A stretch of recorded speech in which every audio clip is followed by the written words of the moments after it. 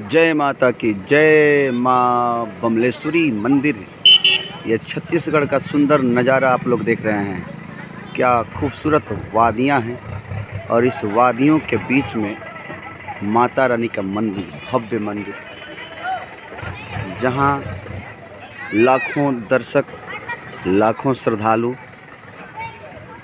आकर माता रानी का दर्शन करते हैं।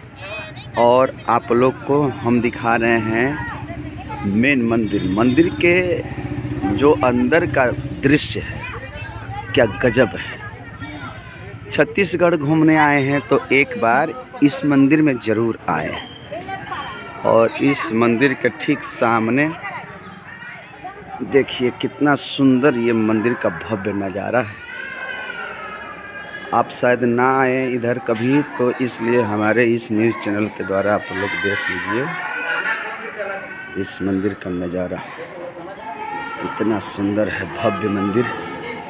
और ये सोने का यहाँ पे माता रानी के मंदिर के ऊपर मुकुट लगा हुआ है, सोना का है, आप देख सकते हैं।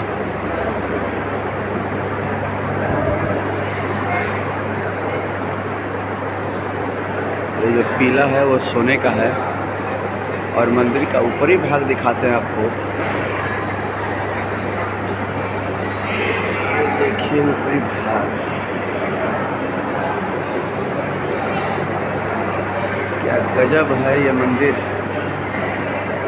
एक बार ज़रूर आइए और एक बार ज़रूर इस मंदिर को आप दर्शन कीजिए। क्या गजब मंदिर है।